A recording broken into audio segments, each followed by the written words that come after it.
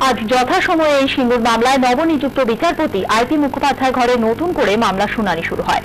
বিচারপতি টাটাদের আইনজীবীদের কাছে জানতে চান যে যদি টাটারা ক্ষতিপূরণ পান তবে কি তারা জমি ছেড়ে দিতে রাজি আছেন।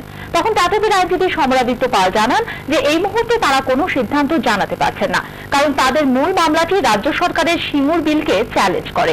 পাশাপাশি বিচারপতি জানিয়েছেন আগামীকাল থেকে প্রতিদিন দুপুর 2টো থেকে এই মামলা শুনানি হবে, তবে ভবিষ্যতে এই সময়ের পরিবর্তনও হতে পারে।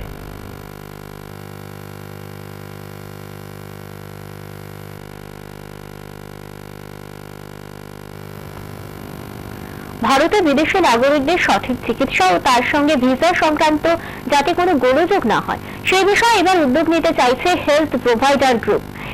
বিভিন্ন দুরারোগ্য ব্যাধির জন্য বিভিন্ন দেশ থেকে বহু মানুষ কলকাতায় চিকিৎসার জন্য আসে। সেই সব মানুষদের কম খরচে সুষ্ঠু এবং উন্নততর চিকিৎসা বিশেষ নজর দেওয়া হবে বলে সংস্থার তরফে জানানো হয়েছে। আমরা তো সার্ভিস প্রোভাইডার, আমরা হাসপাতাল চালাই এবং সার্ভিস প্রোভাইড করি যাদের দরকার। তাছাড়া আমার মনে হয় মাঝখানে ফেসিলিটেটিং গ্রুপ লাগবে, যেগুলো অর্গানাইজড ফেসিলিটেশন থাকবে, ক্রেডিবল ফেসিলিটেশন। সো আমাদেরকে আমরা ওদের অ্যাডভান্টেজ বা disadvantage whatever you say that আমরা অনেক দেরিতে শুরু করছি, সুতরাং আমাদের অলরেডি ম্যাপ হয়ে রয়েছে।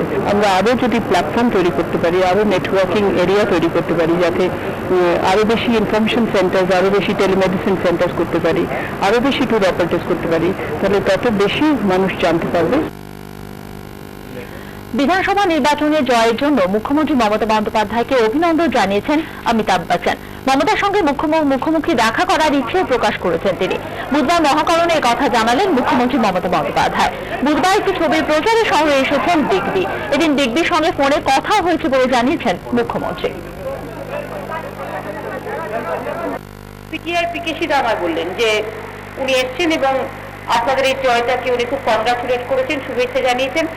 তো আমি সেটা দেখলাম, দেখে আমি নিজে কথা বললাম এবং আমি ওকে বললাম যে এরপর আপনি যখন বাংলায় আসবেন আমাকে একটু বলবেন আগে থেকে, তাহলে হ্যাঁ আপনার সাথে আবার দেখা হবে। কারণ অনেক দিন একসাথে বসে আমরা 5 বছর কাটিয়েছি।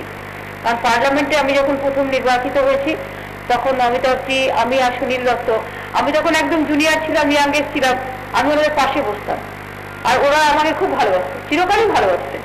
এবং আপনারা জানেন যে সেই সময় অমিতাভজি অনেকবার কলকাতায় এসেছিল এবং উনি বারবারই ভীষণভাবে শুভেচ্ছা জানাতেন আমাদের, বা একটা ভালো সম্পর্ক চিরকালই আমরা মেনটেন করি। তাই আর জয়া ভাদুরী নিজেও একজন বাঙালি মেয়ে, ন্যাচারালি সেই হিসেবে একটা সম্পর্ক তো বাংলার সাথে আছে। আর অমিতাভজি নিজেও বাংলা জানেন, বাংলাকে ভালোবাসেন, বাংলার খাদ্য, বাংলার পোশাক পরিচ্ছদ সবকিছুর সাথে একটা সম্পর্ক আছে। তাই আমাদের এটা হচ্ছে সবসময় আমরা সৌজন্য বিনিময় করা, এটা আমাদের একটা বড় কালচার অলওয়েজ।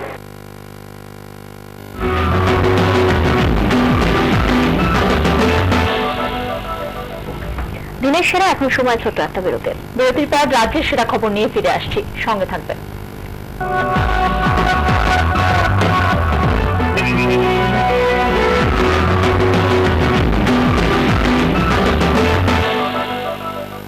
এই অনুষ্ঠানটির সহযোগী নিবেদক জাপানিতে আপনার বিশেষ মুহূর্তের জন্য আইটিসির ভিজুয়াল অ্যাসেসে টিচার্স বুক কনসার্ন। আপনারা দেখছেন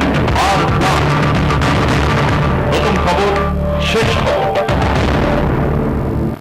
সারা পশ্চিমবঙ্গে সহজ কিস্তিতে এবং সুলভে প্লট বা জমি কেনার সহজ সমাধান।